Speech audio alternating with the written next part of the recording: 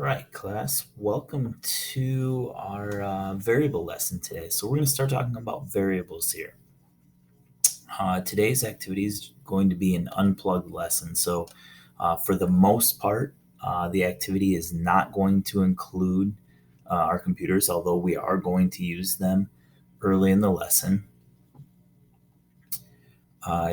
So what are variables and why do we need them?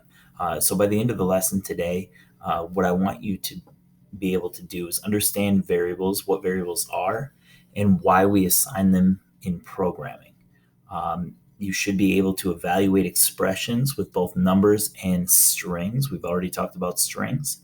And then you are going to create some simple programs using basic programming logic and variable assignment. And when I say programs in this case, they're not going to be actual programs on the computer, but instead a program involving simple steps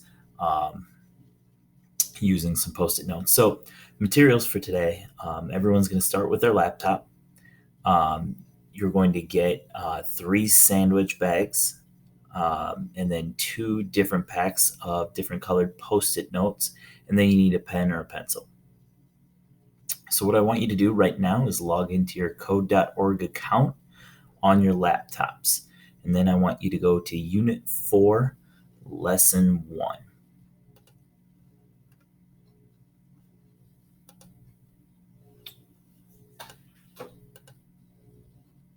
So once you go to Unit 4, Lesson 1, you're going to explore some of these apps that we have in here right now. So you're going to have about 3 to 5 minutes to explore these apps. And what I need you to know is that these are the kinds of apps that you're going to be building at the end of the unit.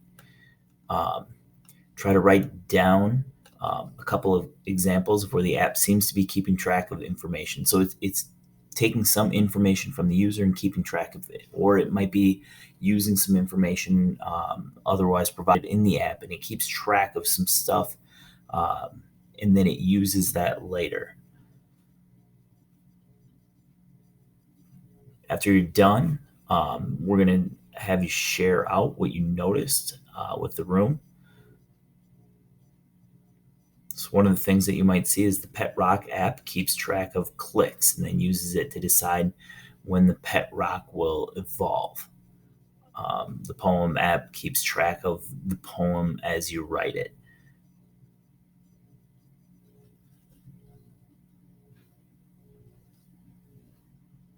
So we're going to start our activity now.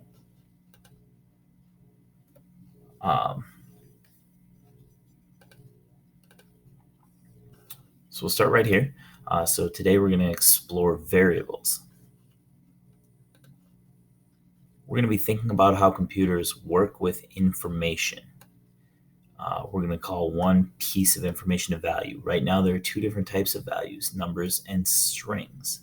There are a few ways to tell them apart. Numbers work the way you normally think of numbers. They're made up of digits 0 through 9. We're going to put numbers on yellow sticky notes. When we write numbers, you don't need quotes. Strings are made of any characters you can see on the keyboard, which means all these examples count as strings. Strings go inside double quotes. You can see how it would be important to tell the number 123 from the string in quotes 123. So what I want you to do is make one string, one number, and then you're going to hold that up at your table.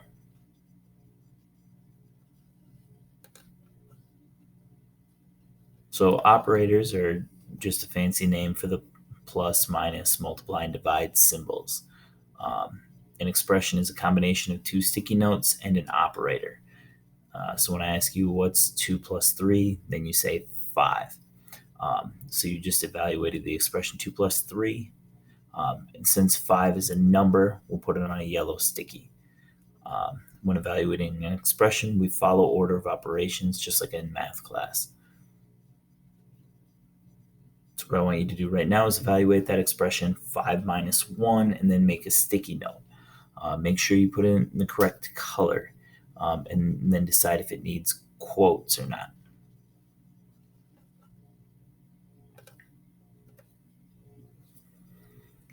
So this is going to show you different ways we can create expression. We can use all four operators with numbers in the normal way. When you want to use strings, you can only use the plus operator and it connects the two words together. So you're not allowed to use any of the other operators with the string. So if you notice the examples that are up on the board right now, we're going to jump down to the for plus ever. It evaluates to forever. And notice those are in quotes. So those are an example of a string. So that plus operator is the only one you can work with those, or the only one that you can use with those strings. So none of the other operators work with those strings. If you're connecting a number and a string, the number first gets converted to a string.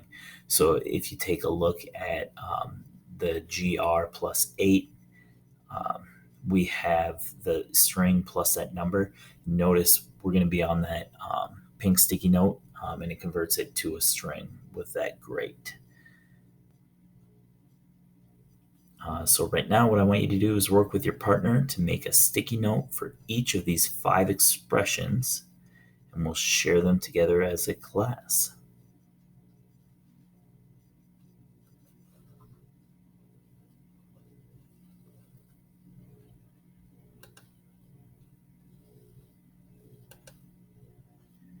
So I'm clicking through them right now. I want you to check them as you go.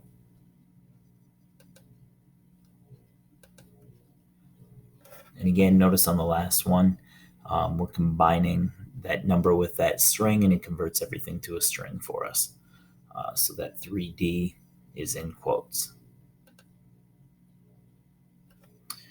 We're going to call the plastic baggies on your table the variables. So the variables can hold at most one value or sticky note. They have names that use no quotes, include no spaces, and must start with a letter. For now, just practice making a variable with your partner. So make one variable with any name you like, share it with another group. Make sure you use a whiteboard marker so we can reuse the bags later. Also, in case you make an error and need to erase the name because it doesn't have a proper name to it, we can do that as well.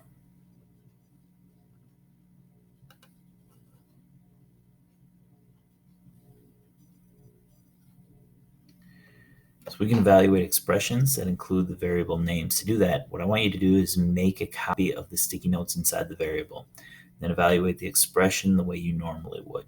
These 2 examples show you how. So notice I've got the 3 plus 5 evaluates to 8. The high plus the 5 evaluates to the high 5, that string.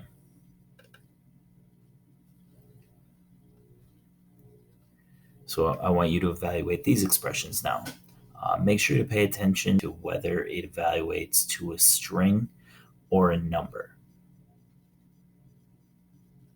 Then what I want you to do is we're going to share out answers by holding up the sticky notes for each solution.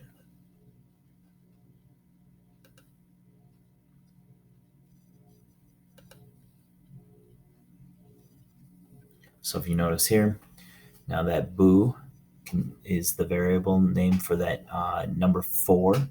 So it's evaluating 3 times 4, which is stored in boo. And we get beep here,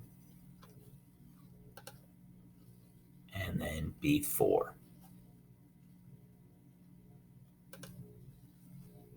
So now we're going to write some programs, and we're going to use the sticky notes to do this.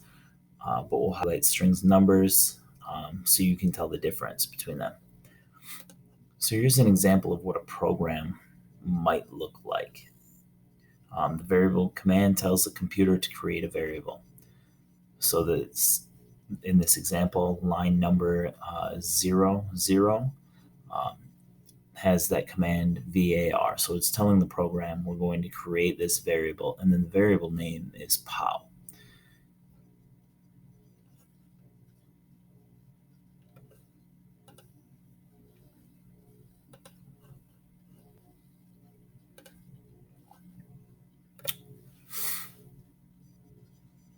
The left arrow is called the assignment operator. It just means put the value in the bag. If we wanted to read line one, we would say Pow gets 3. So we know that the variables can only hold one sticky note or one value.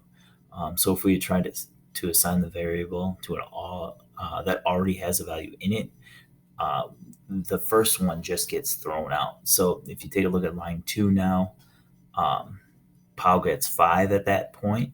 That means that it's no longer going to have the 3. So anytime you use the variable Pow at this point, um, it's going to use the 5. So it'll overwrite that first one.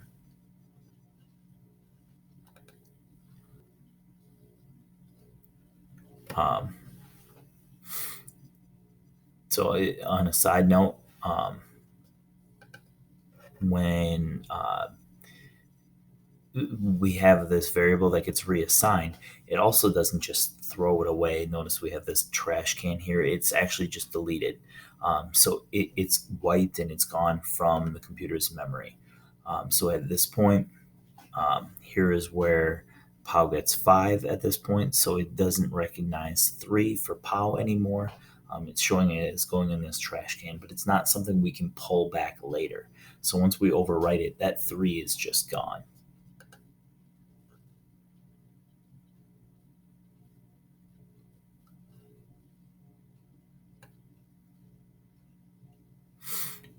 So we're going to run this program, compare results with another group.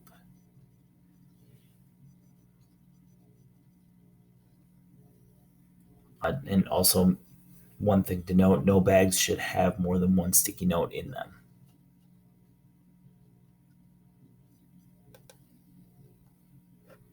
Okay, so now we're going to check to see the answers. So here's what we've got going on. We created that variable pizza, and then pizza gets 3. We create another variable tacos. Pizza gets that string yum, and then tacos gets the string the best.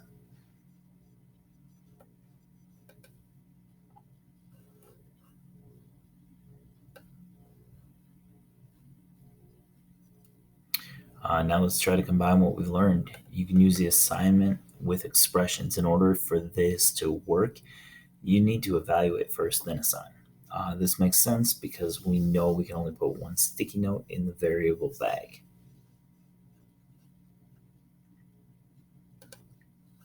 So again, what we're going to do is run this program, and we're going to compare the results with another group.